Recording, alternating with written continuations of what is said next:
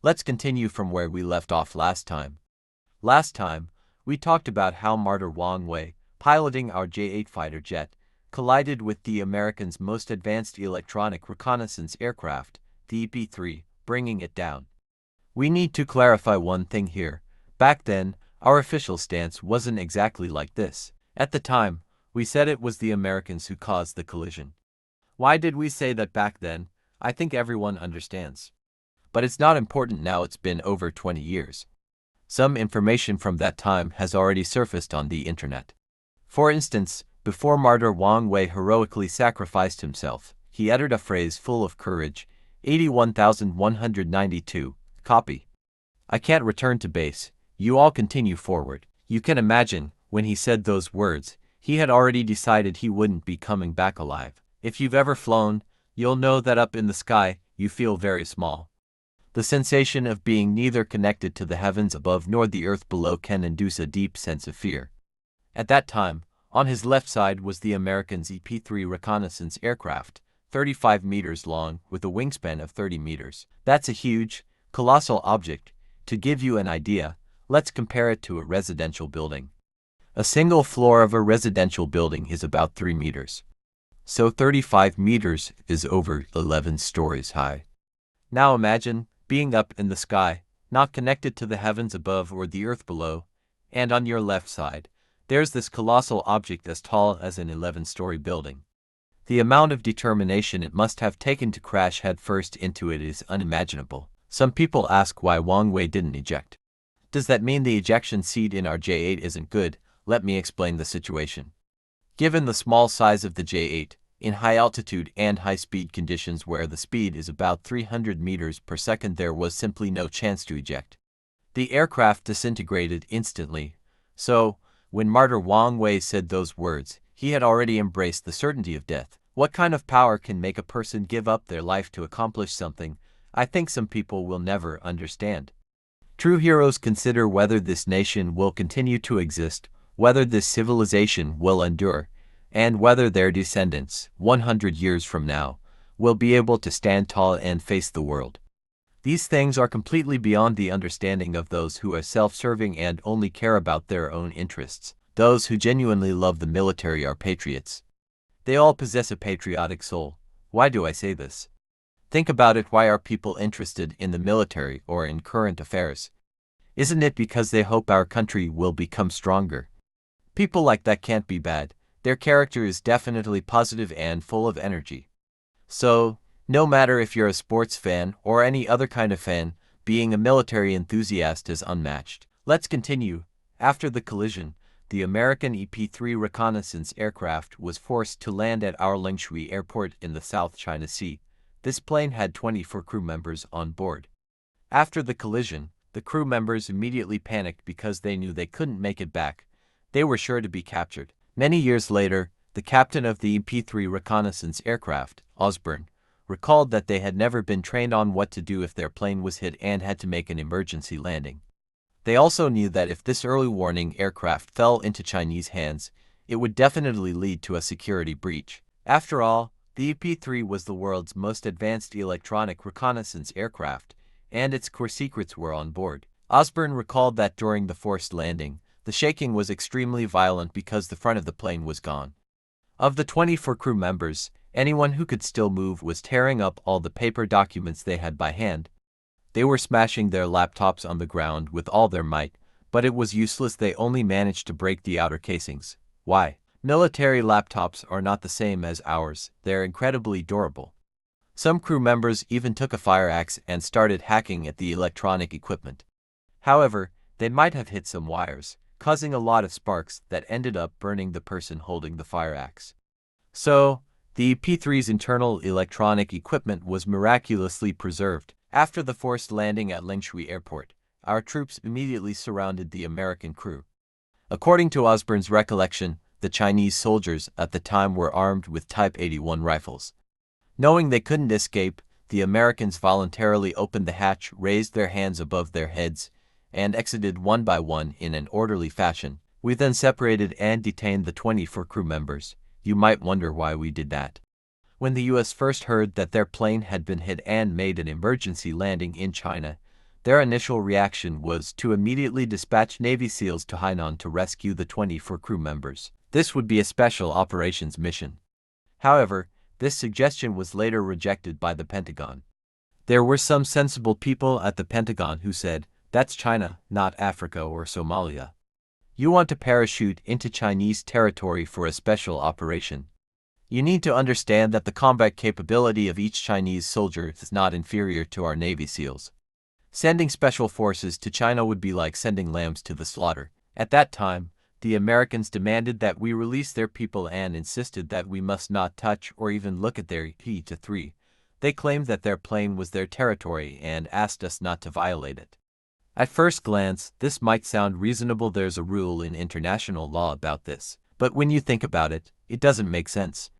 If it's your territory, then why is it parked on our territory today? See the logical paradox here. So, we didn't bother with them and directly laid out our conditions. We would release the people, but first, they had to apologize and then pay compensation. The Americans said they could apologize, but they absolutely wouldn't pay compensation. Compensation between nations only applies to victorious and defeated countries, and they would never do that. Think about Japan. They won't compensate South Korea for the comfort women, right? It's not because Japan is stingy, but because compensation between countries is equivalent to national humiliation. Only our Qing dynasty government would have done something like that. In fact, we didn't intend to make the Americans pay compensation, so we said to the American negotiator, "Are you sure you won't pay? Do you think those 24 people don't need money for food and drink? If you expect them to dine and dash, don't even think about taking them back." The American representative responded, "Oh, you mean food expenses? That's no problem. How much do you want?" We figured the 24 people wouldn't eat that much, so we asked for $30,000. The Americans thought $30,000 wasn't much, especially since it was the Air Force, and their food standards were higher, so they agreed. Then the Americans asked, "What about the plane? You'll have to return that to us too." We said, "Of course, you can have your plane. We have no use for it." The Americans were taken aback, thinking something was off. This didn't match their image of China. The China they remembered from the 1980s was ruthless when dealing with the Soviet Union. Something smelled fishy here. The American negotiator immediately became suspicious. This happened 20 years ago.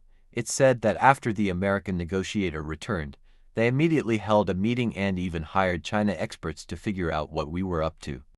They concluded that we couldn't possibly be so compliant. Since the founding of our nation, we've never been so compliant. Releasing their people and giving back the plane, just for an apology and $30,000, nobody would believe that. The Americans concluded that after they apologized, China would immediately make a big deal out of the $30,000 and announce to the world that the US had bowed to China and paid $30,000 in war reparations. At that point, in terms of public opinion, the US would be at a disadvantage, and its status as the world's dominant superpower would be shaken. This was something the US, as the world's only superpower, could not accept. So, during the second round of negotiations, the US proposed that the details of how to pay the $30,000 in food expenses needed to be renegotiated. At the time, they were mocked by us. "Aren't you embarrassed? We have to take care of all 24 of your people, providing for their every need, and you want to just leave without paying? No way, you must pay." The more we demanded money, the more suspicious the Americans became. After multiple rounds of discussions, they decided to sign a memorandum stating that the $30,000 was solely for the food expenses of the U.S. crew members and did not cover any other costs.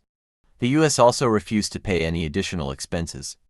After signing the memorandum, China immediately repatriated the 24 crew members and later returned the P-3 reconnaissance aircraft to the U.S. Once the Americans signed the document, they felt somewhat reassured, thinking that the black and white text clearly stated that the $30,000 was only for food and that they were not responsible for any other costs. On our side, we also kept our word. Since the agreement was signed, we sent the people back. So, the 24 crew members were indeed released. However, it's said that before they were released, each of them wrote a confession and even recorded a video of themselves reading it. I remember seeing parts of the video on the news at the time. After the people were released, the Americans started waiting for us to return the plane.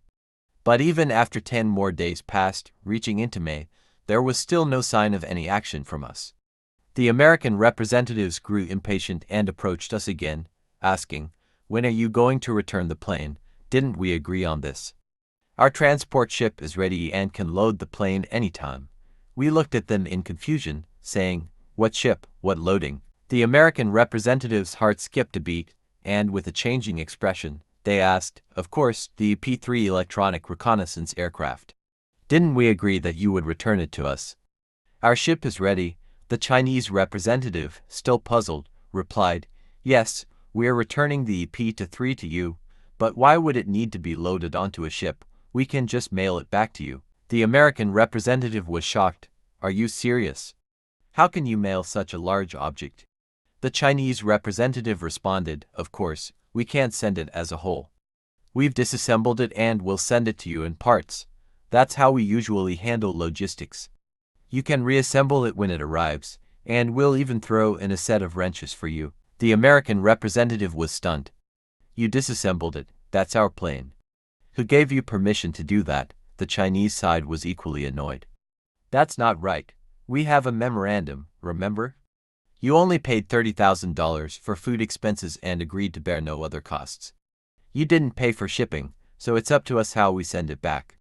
You should be grateful for free shipping instead of complaining." The memorandum clearly stated in black and white that the $30,000 from the U.S. was solely for the crew's food expenses, and the U.S. refused to cover any other costs. The Americans were left speechless. Since they didn't pay for the transportation, it was naturally up to us to decide how to return the plane. This is standard practice in international shipping contracts. Besides, the plane had already been disassembled. There was nothing they could do about it. They had two choices: start a war or swallow their pride. Fortunately for them, they couldn't start a war at that moment. Why? Because the P-3 reconnaissance aircraft still had its enemy identification system and 250,000 GPS usernames that hadn't been modified. It would take 5 months just to change those parameters, so even if they wanted to start a war, it wouldn't be possible until November. According to documents later revealed by WikiLeaks, the US was indeed considering military action. There was already a plan in place to attack China after the enemy identification system and the 250,000 GPS passwords were modified, around November 2001, but we'll leave that story for another time. We can talk about how China broke out of that situation another day. It's a story of its own. Given the situation at the time, the US had no choice but to accept the reality. The plane had already been disassembled. What could they do? Complaining was pointless. However, the US absolutely refused to let the Chinese side send the parts back one by one. There were over 1 million chips and components involved. What if, after receiving the parts, the US found one missing? Who would be responsible should they refuse to accept the shipment? And back then, there definitely wouldn't be any shipping fees paid, and China certainly wouldn't send replacements. That would be a mess. So, the US proposed that if the parts were to be sent back, their personnel must be on site to inspect the parts during shipment. They needed to ensure that nothing was missing before the items were shipped. China promptly agreed to this. Why did China agree so quickly? The real reason was that after disassembling the plane, China couldn't put it back together. It's like taking apart a car. The worst case scenario is that after taking it apart, you can't reassemble it. Even if you manage to put it back together, there are still 4 screws left over, and you can't figure out where they belong. That's terrifying. Would you dare drive that car? You'd know something wasn't assembled correctly. China found itself in a similar situation. After disassembling the plane, they couldn't reassemble it. So, China also proposed that they would agree to let US personnel inspect the parts on Chinese territory, but Chinese personnel must be present to ensure that the US didn't intentionally damage any parts and then blame China. The Americans agreed, acknowledging the logic. What followed was a scene where American experts arrived at the partially reassembled EP-3 reconnaissance aircraft. They were almost brought to tears. What kind of reassembly was this? Even the wheels were put on backward, holding back tears. They disassembled the plane again. Why? To check if anything was missing. They were also worried if any component or chip had been secretly kept by the Chinese. Once the plane left their hands, the Chinese would deny any responsibility. So, they began disassembling the plane on site. According to the agreement, Chinese personnel had to be present to observe and record the entire process with cameras and video equipment, ensuring that the US didn't deliberately damage parts and then falsely accuse China. The Americans started to realize what was happening. The observers were numerous, crowds filled the area, even the rooftops were packed with people. Those farther away, who couldn't see clearly, were using binoculars. It's said that during those days, all the major research institutes and avionics schools in China were on break, with professors out on business trips. In this environment, the Americans completely disassembled the P-3 reconnaissance aircraft and then reassembled it correctly to ensure no parts or electronic modules were missing. After a thorough inspection, they found nothing missing.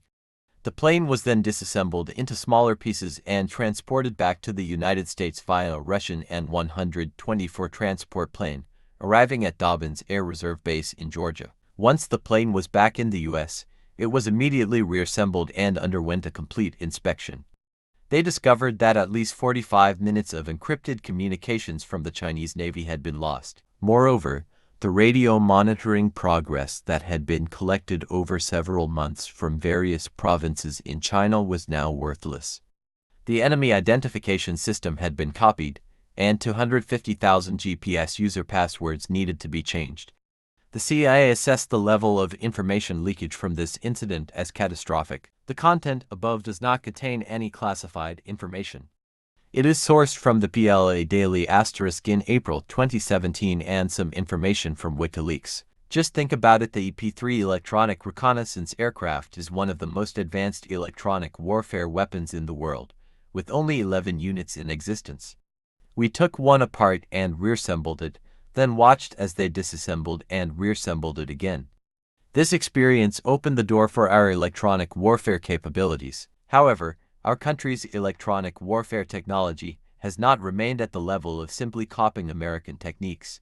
As the saying goes, the master leads the way, but the practice depends on the individual. To surpass the master and become a grandmother, you can't just rely on imitation. That only gets you to a certain level of replication. In the years that followed, thousands of our scientists worked tirelessly with a singular purpose: to surpass the US in electronic and information warfare technology. This endeavor required immense effort, hard work, and even lives. Real history is not a feel-good story. A few years after our electronic warfare technology had just begun, we faced a catastrophe. Our leading research team was entirely wiped out, setting us back to square one. How we managed to rise from the ashes is a story that might change your understanding. The rumors on the internet at that time were all false.